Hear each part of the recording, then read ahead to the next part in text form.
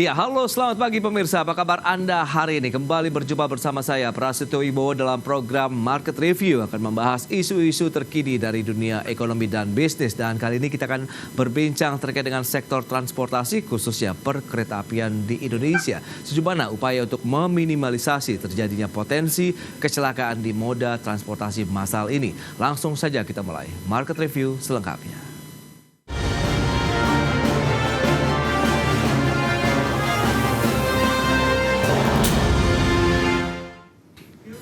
Ya, pemirsa, Menteri Perhubungan Budi Karya Sumadi mengingatkan aspek keselamatan menjadi hal utama yang harus diperhatikan, menyusul banyaknya kecelakaan kereta api selama beberapa waktu belakangan ini. Kemenhub terus melakukan pembangunan jalur ganda dan peningkatan kualitas jalur kereta sesuai dengan standar Track Quality Index. Menteri Perhubungan Budi Karya Sumadi mengingatkan aspek keselamatan menjadi hal utama yang harus diperhatikan menyusul banyaknya kecelakaan kereta api selama beberapa waktu belakangan. Budi Karya Sumadi menjelaskan beberapa waktu belakangan sudah terjadi sejumlah kejadian kecelakaan di sektor perkeretaapian.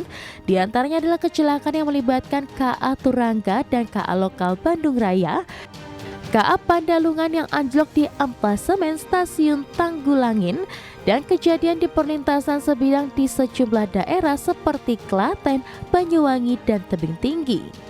Menhub menegaskan pemerintah bersama seluruh pemangku kepentingan berkomitmen penuh menjaga keselamatan perkeretaapian dan menjaga kepercayaan masyarakat khusus pengguna setia atau pecinta kereta api. Kemenhub akan terus melakukan upaya-upaya perbaikan agar masyarakat merasa aman dan nyaman menggunakan kereta api. Sejumlah langkah disiapkan Kemenhub untuk meningkatkan aspek keselamatan perkeretaapian. Salah satunya adalah terus melakukan pembangunan jalur ganda dan peningkatan kualitas jalur kereta sesuai standar Track Equity Index atau TQI, kategori 1 dan 2 hingga 94% dari total keseluruhan jalur kereta api di Indonesia pada 2024.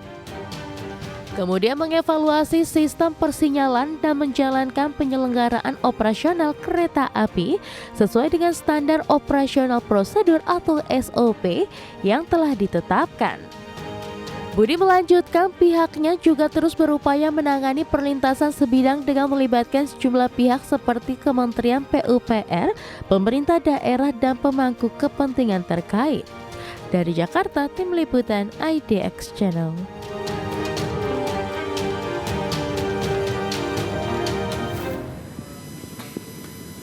Ya, pemirsa, untuk membahas tema menarik kita hari ini, upaya meminimalisasi potensi kecelakaan moda transportasi kereta. Kita sudah tersambung melalui Zoom bersama dengan Mas Aditya Dwi Laksana.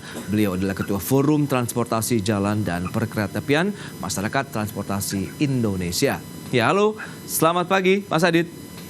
Selamat pagi, Mas Pras. Ya, salam sehat, Mas. Salam sehat juga. Baik, terima kasih juga atas waktu yang disempatkan kita berbincang ini terkait dengan moda transportasi massal kereta api begitu ya. Memang belakangan ini sempat disoroti oleh masyarakat luas begitu dengan terjadinya beberapa kecelakaan begitu yang menimpa moda transportasi ini. Kalau kita review seperti apa saat ini kondisi dari moda transportasi kereta api sendiri di Indonesia ini, Mas Adit? Ya, Mas, terima kasih. Jadi kalau sebetulnya boleh saya simpulkan, sampai dengan saat ini sebetulnya kereta api itu masih merupakan moda transportasi yang berkeselamatan. Karena kalau kita melihat mau transportasi jalan, mau transportasi laut, mau transportasi udara, semuanya juga tidak ada yang benar-benar zero accident. Apalagi kalau transportasi jalan memang jumlah kecelakaannya cukup tinggi. Tapi yang memang sangat memprihatinkan dan menurut saya perlu digarisbawahi, kejadian beberapa kecelakaan di awal tahun ini ya Mas Pras, itu merupakan suatu hard alert atau suatu peringatan keras ya Mas buat PT KAI sebagai operator perkeretaapian di Indonesia, salah satu operator, bahwa memang satu kecelakaan ternyata masif dan bisa terjadi bahkan dengan potensi fatalitas yang bisa tinggi. Karena kemarin seperti kita lihat Mas, terjadi tumburan antara dua kereta api Turangga dan kereta api lokal Bandung Raya. Itu sebetulnya sangat mengejutkan ya Mas, karena sebenarnya kecelakaan kereta api yang sifatnya tabrakan head to head atau antar lokomotif itu sebetulnya sudah boleh dibilang sangat jarang terjadi, setidaknya selama 10 tahun terakhir untuk kereta api penumpang. Kecelakaan kereta ataupun kecelakaan yang banyak terjadi itu sebetulnya adalah satu, kereta api itu terguling atau anjlok. Kemudian yang kedua adalah kecelakaan di perlintasan sebidang. Nah, tapi kok kemarin sampai terjadi peristiwa yang menurut saya fatalitasnya cukup tinggi ya, karena selain ada korban jiwa juga mengganggu perjalanan kereta api secara keseluruhan. Nah, berarti ini kan ada sesuatu yang menurut saya perlu menjadi perhatian yang mendalam dari sektor perkereta apian ya Mas Pras ya. Jadi di sini kalau kita melihat kecelakaan yang kemarin terjadi, baik satu kecelakaan yang Turangga dengan KA lokal Bandung Raya di Cicalengka, maupun yang kedua adalah anjloknya kereta api Pandalungan di Tanggulangin, itu sebetulnya mengindikasikan bahwa ada faktor terkait dengan faktor manusia maupun faktor prasarana yang memang perlu memerlukan perbaikan. Karena kalau kita bicara kecelakaan transportasi ya Mas Pras, tidak akan jauh atau lazimnya faktor esensial penyebabnya itu ada 5, yaitu 1 masalah sarana, 2 masalah prasarana, 3 masalah manusia, 4 adalah faktor manajemen, dan 5 adalah faktor alam. Nah, kalau kita mau mencoba mengkerucutkan kecelakaan kemarin yang terjadi di awal tahun ini, sebetulnya sambil menunggu investigasi KNKT yang sebetulnya merupakan hasil finalnya, tapi sebetulnya potensi terjadinya kecelakaan kemarin sebetulnya bisa jadi tidak lepas dari 2 hal, faktor manusia dan faktor dari prasarana. Faktor manusia mungkin terjadi adanya prosedur pengoperasian perjalanan kereta api atau ketentuan yang tidak sesuai dengan ketentuan. Yang kedua adalah apakah mungkin akan ada suatu malfungsi atau prasarana yang tidak berjalan atau beroperasi dengan semestinya. Kira-kira begitu Mas Pras.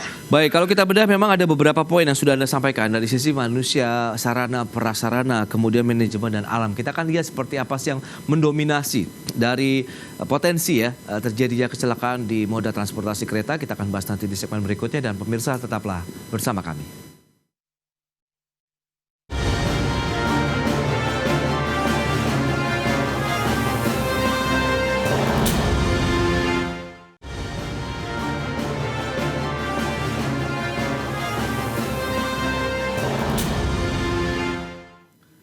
Baik pemirsa, terima kasih Anda masih bergabung bersama kami, dan sebelum kita lanjutkan kembali perbincangan bersama dengan Mas Aditya Dwi Laksana, Ketua Forum Transportasi Jalan dan Perkeretaapian Masyarakat Transportasi Indonesia, berikut ini kami sampaikan sejumlah data untuk Anda. Kita akan lihat dari sisi jumlah kecelakaan kereta api di Indonesia.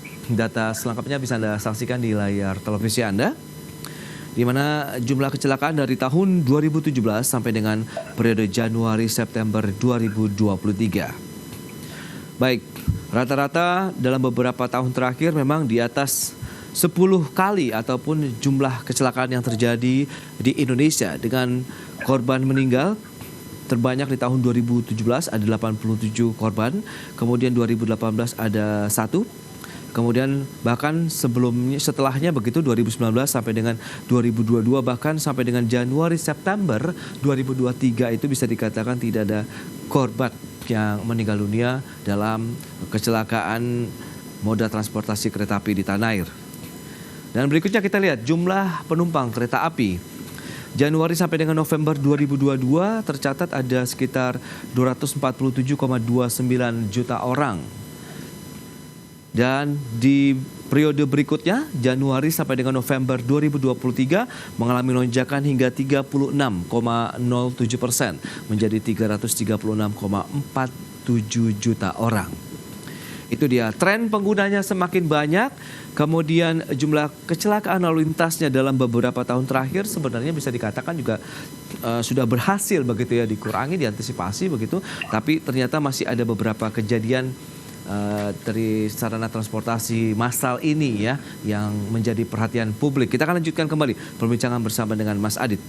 Ya, Mas Adit, dengan beberapa data yang tadi sudah disampaikan, jumlah kecelakaan di Indonesia rata-rata berarti di atas 10 kali begitu ya jumlah kecelakaannya dari tahun 2017 sampai dengan 2022. Kemudian jumlah korbannya justru sebenarnya hampir dipastikan zero ya, tidak ada begitu. Cuman yang kejadian kemarin saja begitu yang akhirnya menyita kembali perhatian publik masyarakat pengguna transportasi kereta. Nah, apa yang bisa MTI cermati dan review dengan kejadian ini? Kalau beberapa poin Anda katakan kan faktor-faktornya ada manusia, prasarana, sarana, manajemen, dan juga alam ini, Mas Adit. Iya Mas, jadi seperti tadi dari data tadi sebetulnya kalau seperti sudah saya sampaikan Mas, kecelakaan yang paling banyak menyita korban itu sebetulnya adalah kecelakaan di perlintasan sebidang ya Mas ya. Dan ini memang masih cukup menjadi perdebatan apakah itu kecelakaan kereta api ataukah itu sebetulnya kecelakaan lalu lintas Mas. Karena terjadi ini adalah di titik pertemuan antara jalur kendaraan jalan dengan jalur kereta api. Jadi sebetulnya kalau boleh saya simpulkan, kenapa kemarin kejadian tabrakan ini menyita perhatian publik, ya karena ini sudah sangat jarang terjadi ya Mas, kecelakaan kereta api, tabrakan antar kereta. Karena sebetulnya yang banyak terjadi, bukan banyak ya, yang cukup sering terjadi adalah kecelakaan di perlintasan sebidang dan beberapa kali terjadi kereta api anjlok sampai dengan terguling yang selama ini memang fatalitas di perlintasan sebidangnya yang cukup tinggi. Sehingga kejadian kemarin itu menjadi suatu catatan bahwa ternyata masih bisa terjadi tabrakan antar dua kereta. Artinya di situ yang perlu dicermati adalah mengapa bisa terjadi di satu jalur tunggal ada dua kereta, lebih dari satu kereta yang beroperasi atau berjalan. Karena sebetulnya secara ketentuan kalau di jalur ganda itu tidak boleh ada satu lebih dari satu kereta itu di peta yang sama, baik itu misalnya arahnya sama. Kalau berlawanan arah kan sudah menggunakan rel yang satu lagi. Tapi kalau jalur tunggal seperti kemarin Cicalengka sampai dengan Haurpugur itu berarti ada suatu sistem yang salah karena ada dua kereta yang bertemu di jalur yang sama. Nah, sekali lagi itu adalah menunggu hasil investigasi KNKT. Tapi kalau kita cermati berarti ada faktor manusia yang memang juga perlu dicermati. Kedua, faktor prasarana juga karena memang sedang dibangun jalur ganda di antara Bandung sampai dengan Cicalengka dan juga pergantian sinyal mekanik menjadi sinyal elektrifikasi. Nah, apakah ada pengaruhnya pembangunan atau revitalisasi itu terhadap operasional jalur kereta api di lintas itu? Nah, kemudian kecelakaan kereta api Pandalungan kemarin cukup menyita perhatian juga karena tidak jauh dari kecelakaan kereta api Turangga dan Bandung Raya. Kemarin terjadi karena kereta apinya anjlok karena ada kalau kemarin informasinya adalah yang saya dapatkan adalah adanya sinyal yang kemudian tidak berfungsi sehingga kemudian masinis diberikan hak untuk melalui atau melewati sinyal meskipun sinyalnya merah, tapi ternyata kemudian terjadi anjlokan yang menurut saya bisa terjadi dua hal. Satu, karena faktor prasarana adalah kemungkinan pemindah vesselnya tidak berfungsi dengan sempurna. Yang kedua lagi, apakah misalnya ada kemungkinan melintasi dengan kecepatan yang terlalu tinggi? Kalau itu mungkin bisa ke arah faktor manusia. Nah, semuanya pasti masih menunggu hasil investigasi ya Mas. Tapi sekali lagi kecelakaan kereta api di perlintasan sebidang itu yang menurut saya sangat memerlukan perhatian lebih karena memang frekuensinya sering terjadi dan fatalitasnya bisa cukup tinggi Mas. Nah bicara mengenai sarana prasarana begitu, karena kalau kita lihat dari manajemen SDM begitu kan kita tahu beragam upaya inovasi, bagaimana juga beragam langkah solusi yang sudah dilakukan oleh manajemen KAI begitu kan sudah menunjukkan kemajuan yang luar biasa untuk transportasi kereta api ini ya Mas Adi. Tapi dari sisi sarana dan prasarananya sendiri menurut Anda bagaimana?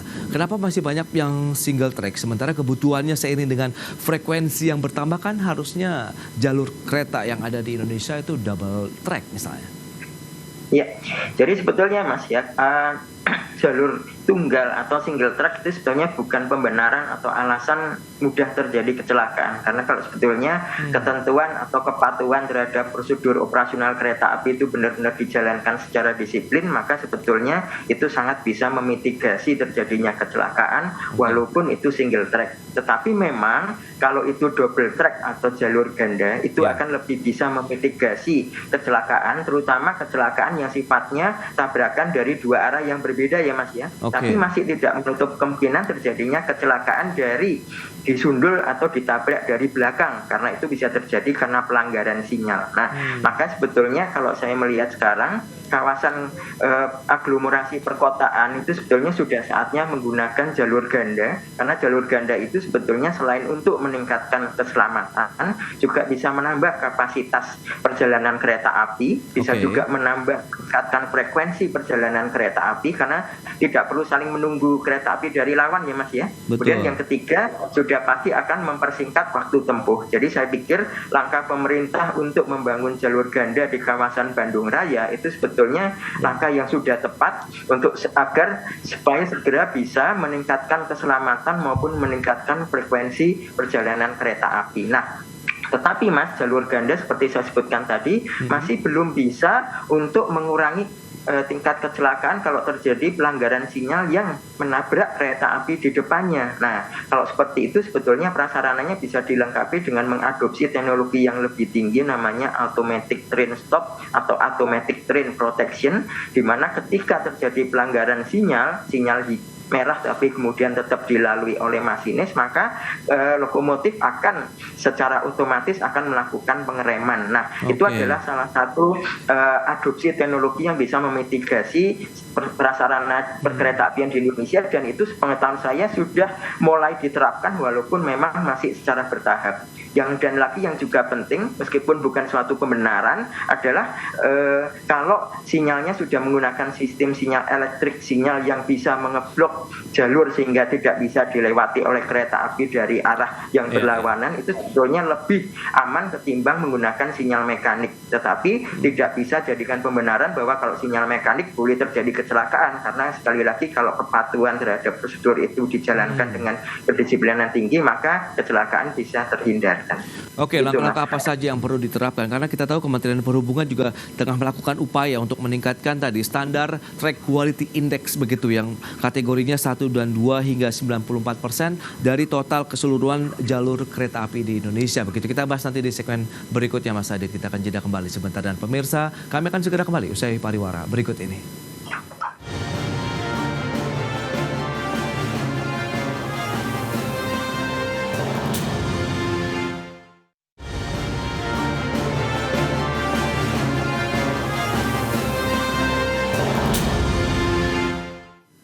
Baik pemirsa, kita lanjutkan kembali perbincangan bersama dengan Mas Aditya Dwi Laksana, Ketua Forum Transportasi Jalan dan Perkeretaapian Masyarakat Transportasi Indonesia. Ya, Mas Adit, kita akan lanjutkan kembali begitu dengan upaya yang sudah dilakukan tadi untuk meningkatkan bagaimana standar yang sudah diterapkan untuk tracknya sendiri ini bagaimana. Kemudian ada dana PMN ini, penanaman modal negara yang diberikan kepada PT Inka begitu. Apakah ini menjadi bagian daripada solusi untuk meningkatkan sarana dan prasarana perkeretaapian di Indonesia? Ya Mas, kalau untuk prasarana saya pikir tadi juga disebutkan bahwa salah satunya adalah dengan peningkatan kualitas trek atau kualitas jalur, misalnya dengan pergantian rel yang peremajaan rel misalnya seperti itu, dan juga peremajaan persinyalan maupun pembangunan jalur ganda. Sedangkan tadi disebutkan PMN ke Inka, itu menurut saya berkorelasi, karena sebetulnya PMN ke Inka itu terutama dilakukan sebagai dana dari pemerintah untuk memperkuat keuangan atau modal kapitalnya dari Inka untuk kemudian melakukan produksi-produksi terutama kereta rel listrik ya Mas ya, KRL. Karena itu kemarin kalau Mas Pras mengikuti kan ada isu ada KRL yang sudah sangat berusia uzur, kemudian KCI mau meminta izin impor tapi tidak diperkenankan. Betul. Karena harus menggunakan produksi dalam negeri dari Inka. Nah, makanya Inka kan perlu perkuatan kapasitas untuk bisa melakukan produksi KRL yang baru untuk meremajakan KRL yang sekarang beroperasi. Nah, karena itu sifatnya peremajaan berarti sudah pasti akan terkait dengan peningkatan kualitas sarana. Hanya memang yang perlu diperhatikan adalah karena Inka sendiri juga sebetulnya masih relatif baru untuk pengalaman memproduksi KRL secara massal, maka ya memang yang perlu menjadi titik fokus adalah seberapa jauh nanti Inka bisa melakukan alih teknologi dari KRL yang ada di luar negeri, dan kemudian juga bagaimana sistem litbang dan risetnya dan sistem rekayasa produksinya itu bisa menghasilkan produk yang berkelaikan dan berkeselamatan. Nah, itu sebetulnya kunci dari Inka nanti setelah menerima PMN itu. Yang setahu saya juga Inka juga diberikan order untuk meremajakan 612 keretanya PT KAI. Artinya itu juga selain untuk meningkatkan kenyamanan, juga sudah pasti kalau kereta apinya baru diharapkan itu adalah merupakan permajaan dan lebih berkeselamatan. Kira-kira begitu. Baik, terakhir bagaimana optimisme Anda menatap dari transportasi perkeretapian di Indonesia? Begitu mengingat sebenarnya kereta api sudah mendapatkan tempat yang luar biasa di masyarakat dengan beragam inovasi yang sudah dilakukan begitu ya. Dari sisi sarana prasarananya, siapa sih yang tidak merasakan kenyamanannya saat menggunakan transportasi kereta api begitu saat ini. Nah, Anda melihat bagaimana itu yang harus terus dijaga sambil kita terus melakukan upaya-upaya meminimalisasi terjadinya potensi kecelakaan ini, Mas Adi, di tahun ini. Ya, 2023 kita lihat nih Mas, perkembangan ada banyak tonggak penanda atau milestone ya beroperasinya kereta cepat dengan teknologi kereta kecepatan tinggi Jakarta-Bandung, LRT Jabodebek dengan teknologi Grid of Automation 3 yang bisa dioperasikan tanpa masinis, kereta api di Sulawesi, Makassar, Parepare, di ruas Maros baru juga sudah beroperasi. Itu ada optimistis bahwa memang pengembangan kereta api itu mungkin Pak Menhub sampaikan sedang pada masa kejayaannya. Nah, kemudian akan menjadi isu menurut saya terutama ada 3 hal. Hal yang pertama adalah bagaimana tetap mempertahankan keselamatan, karena keselamatan itu tetap menjadi prioritas utama dalam sektor transportasi. Kemudian yang kedua adalah bagaimana kemudian nanti Indonesia itu bisa mengadopsi alih teknologi sehingga kita tidak bergantung kepada teknologi dari luar. Kemudian yang ketiga adalah bagaimana tetap memperbaiki manajemen di dalam pengoperasian maupun regulasi untuk tetap bisa kereta api itu menjadi bagian dari tidak hanya untuk angkutan penumpang tapi juga angkutan logistik dan barang yang bisa menjadi tulang punggung perekonomian ke depannya. Kira-kira begitu, Mas. Ya, itu dia beberapa poin yang paling utama adalah keselamatan. Kemudian bagaimana kita bisa memiliki ataupun mengadopsi ya teknologi-teknologi dari perkeretapian di luar negeri yang bisa diterapkan juga di Indonesia, dan juga tadi bagaimana manajemen dan operasinya yang akan terus dijaga dan semakin baik ke depannya. Baik, Mas Adi, terima kasih banyak atas waktu dan sharing yang sudah Anda sampaikan kepada pemirsa pada hari ini. Selamat melanjutkan aktivitas Anda kembali. Salam sehat, Mas Adi. Terima kasih, selamat pagi, salam sehat.